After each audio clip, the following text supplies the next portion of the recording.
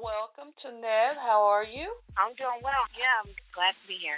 Thank you so much. We're so glad to have you here at the Village Hour. So we'll jump right in. We've previously been talking about our children and some tips and techniques for ensuring success in their educational experiences. But before we jump straight into that, I'd like to get a little information about you. If you would kind of tell us what your background is and just tell us a little bit about yourself. Sure.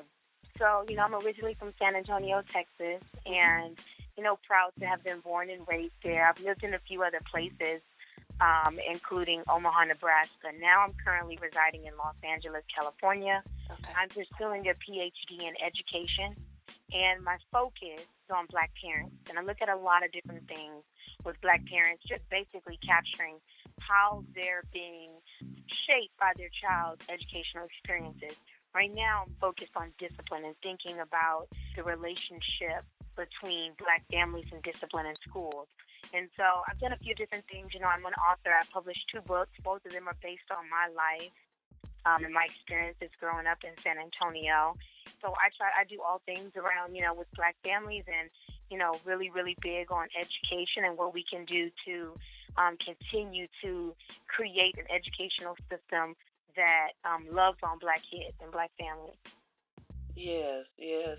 What have been some of the challenges that you've seen in relation to Black families in the educational system? Right. I think, what really sticks out to me a lot is there hasn't been very many direct investments into Black families in the education system, and that's a huge problem. That's one I'll think about. And when I say that, I'll give you an example. So as you look across schools now, you see a lot of money being put into English language learners, mostly people who are Latino, but could also come from Asian cultures, different things like that. Just English language learners, people that their first language is not English. We haven't made those kind of direct investments into Black kids. And the reason why we should be doing those things is when we look at the history of how, Black families were disenfranchised from education, there needs to be some sort of direct investment. So that's one. The second biggest challenge is that the relationship piece in schools has always been a little bit faulty. And when you think about integration and you think about the idea that, Black kids are going to start going to school with white kids and, other groups of kids all kind of integrating together, there were a couple things that didn't happen around integration. One of those things were we did not integrate the curriculum. So, it's still a very whitewashed version of history that we get. A lot of the curriculum in schools is designed one way and for one group of kids in mind. So we haven't thought about, Black history beyond Black History Month, right, and how to integrate that into all parts of learning. The other part of integration that we didn't do is we didn't integrate the teaching field. So we had a lot of Black teachers and a lot of Black administrators who lost their jobs during integration. And so some of those relationship pieces that were core and integral right after slavery have kind of been lost. And so needing to figure out how to repair those relationships between Black families and schools and figuring out how to make direct investments to fulfill and pay off the debt that is owed to Black families have been a couple of things that I've seen. You're absolutely right. Great research. Okay, so I don't know if you mentioned this. I'm just trying to make sure. Did you say that there was kind of a personal reason that you went into this field, or? Yeah, it's personal for me. I didn't mention this at all, but I am a mother, and I am a Black mother, and I'm raising 3 boys. Okay. My husband and I have a 9-year-old named JJ. His name is Jason, but he goes by JJ. I have a 7-year-old named Joa, and I have a 3-year-old named Jordan. And back in 2014, we were living in Omaha, Nebraska at this time. During this time, my oldest 2 sons, they were 3 and 4 years old, and they were suspended from preschool. And it was kind of a shock for me. You have that moment where you're like, what's going on? That a 3 and 4-year-old are being suspended. And, as a parent, you're kind of like, I don't know what to do. You start off blaming yourself. Oh, I need to be harder on my kids, or, right. What am I not doing right? And, you start, you think of, okay, well, what my mom would have done, my mom would have whooped my butt. So you think about those type of things, right, for your kid. And then, you try to do things differently. You start examining yourself and you examine your household. But then I started to feel like, well, something else might be going on here, because I was at a birthday party with other parents who are not Black, and they started telling me that they felt like something was wrong because their kids were doing the same things and they weren't being suspended. So me, kind of switching from mommy mode to researcher mode, I started looking at stuff on the internet, and I started learning more about what's happening in this country. That Black kids are the most suspended kids in the United States of America. That's correct. And in a lot of parts of the world, they're the most suspended group. And that was a game changer for me, where I really realized that part of me being a mother was being an advocate for my kids and being a fighter on the front lines. Yeah. And in that moment, you have to shift. Didn't matter what I didn't know, I had to learn it. Didn't matter what I didn't want to do, I had to do it because my boys' lives depended on it. Right. Wow. That's awesome, Tunette. That you have that type of passion behind, it's not just a job for you, not just research for you. Like, you're really passionate about that. So I can tell you, as a parent who went through some things with my children in school, that really blesses me to know, that the next generation is still carrying the torch. So I want to applaud you and commend you for your work and just the work that you're putting in, not just for your own children, that you're concerned about, other people's children too, which is basically what the whole Village Hour concept is about. It's not enough that my stuff is right. I want to make sure, that it's right for my brothers and my sisters too. So, amen. Yeah, thank you for that.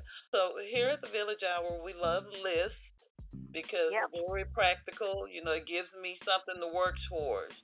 We can have all this conversation and then I still don't know how to apply.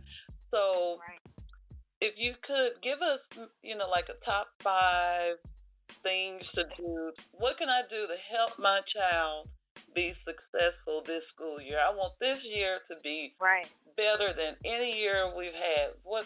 Give me some pointers. Yes. Okay. So, couple things. So you said 5. I'm going to make sure that I'm keeping up with my 5, and I'm not giving you 6 or 3 or 10. So, you can give me whatever you have. I think this is great. And I think it's important. It's a thing that, parents always ask. It's always great when you can have a list. Somebody's provided me with a list, for things to think about. And as I'm thinking about this school year, my kids recently started back as well. And they started at a new school. And so there are some things that I think are important. The number one thing that I think is important is to really, really spend time getting to know your child's teacher. Mm-hmm. And even though that seems like that might be something that sounds so elementary or so simple, it means so much. And when I mean getting to know your child's teacher, they need to know who your child is, right? Like, they need to know, because what you realize is that when a child starts in a school, if it's their very first year, the teacher will just kind of make up as she goes or as he goes, right, on who your child is. Right. If your child's already been to school before, then they're going off based on what the last teacher has said about your child or the teacher before, right? And so, but you are also your child's teacher.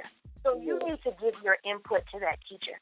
You need to let them know about all the great things that your child does, the things that they're interested in. What is their love language? I think about my boys, and, one of them is kind of shy and quiet, but there are certain things that really, really make him spark.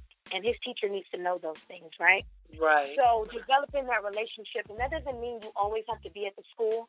I mean, let's get real. We have jobs to do and things, obligations that we have. But if there are multiple ways to communicate. So whether that be through email, using one of the classroom applications, I send my kids teachers messages all the time. Yeah. Sometimes it's very short and simple, just saying, I just wanted to thank you again for all you've been doing this school year, even if it's only been a week, right? This week that you've given my child, I can already tell that they're enjoying the school year. Small little things like that, but also updating them. Like an example, last night, my oldest son, he busted his lip playing with his brothers. Yeah. And, I know that that's going to bother him, even though we've been giving him ice and it happened at home the day before. I still want to kind of let his teacher know. Yeah. So if it is something that's bothering him, he might not feel comfortable even telling his teacher, but I've communicated that with her, right? And so that's really important, getting to know your child's teacher, letting them know who your child is. I feel like it's important. A second thing that I would recommend is a healthy start. People think about breakfast all of the time as a healthy start. Breakfast is super important, but the way that you talk to your child every morning is just as important as breakfast, in my opinion. Yes, it is. So my kids are moody in the morning, right? They're all over the place. They are so moody. It takes all my patience. I'm rushing to get to a meeting. I'm rushing to take all three of them to different places. But what's really, really important is making sure that they know that, like, I believe so much in them. And you can do that a few ways. If your child takes their lunch to school, you can put notes in their lunchbox. Sometimes my kids take the brown bag, and I'll write notes on the brown bag. I'll write royalty on there. I'll write, I love you on there. I'll write, you were gifted, right? You are enough. All kind of uplifting messages on there. Sometimes it's putting on their favorite song in the car, right? Car rides in the morning. Depending on whatever those things are, think about how you can give your kids a healthy start, not just in food, but also in speaking life into them, right? Giving them that, emotional food and that spiritual food. I feel like that is also important. Another thing that I think is important for getting back in the school year is not just having your kids read, but committing yourself to a book. Year, right? And so we're all busy, but I realize that when my kids see me reading seems a lot more fun. Yeah. And if we have one big problem that we have in this country is literacy with Black children. Mm-hmm. Our literacy and our math is way behind. Yeah. And so we know we need to be reading, and some of that is the way reading is taught in schools. But one thing that we can do to stand in the gap is to be reading books as well and having conversations about the books that we're reading with our kids. I'm not saying you got to read a book every month but I'm saying have one book and try to read a little bit every day. If your kids can see you reading, it makes a big difference. Just that they see the value. They see the value of right. They need to see the value of reading. Another thing that I think is important is getting outside of education too, and not just thinking about education and school in this box, right? So I know, like I tell my husband this because when your kids get home from school, you think about the homework and all the things that got to get done, and sometimes it's good to just have a little downtime. Yeah. Downtime when you talk to your kids about other things so that they can see why education is important, not just because the teacher wants me to do X, Y, Z, or not just because I want to get a high school diploma, but what is the other value there, right? Right. That it helps me when we're just having a conversation with each other, right? That it helps me even think outside of the city that I live in or the neighborhood that I live in. Having those moments to just have those real conversations with your kids are important, right? So they're super, super important. And I think that was 4, so I'm going to give one more. I would say another thing that's really, really important that I'm figuring out, and this is might not seem like related to your kids going back to school, but giving yourself some time. Parents, we are hard on ourselves. Yeah. We are so hard on ourselves because, if something doesn't go right with our kids, we know who the blame is, right? Right. We know where it's going. It's all on us, so we carry so much pressure every day. Let's find time to just give ourselves a little break, whether that's, giving ourselves some free time doing something we love. If we can't get out of the house when our kids are going to bed, what are the little things that we can do for ourselves, right? Yeah. Like having that moment where we think about ourselves outside of just being parents and outside of just being spouses, outside of just being the cook, outside of just being the cleaner, I think is important, and it has a positive influence on our kids too. I agree. So even though that doesn't seem like it's wrapped in, it's so important to me, and it's something that I'm working on daily. Because when I love myself, it spreads to my whole household, right? Mm-hmm. My kids see it, they feel it, and they also start to learn a little bit about balance. Those are my suggestions. But I love number 5 because it's so easy to get caught up in a rut.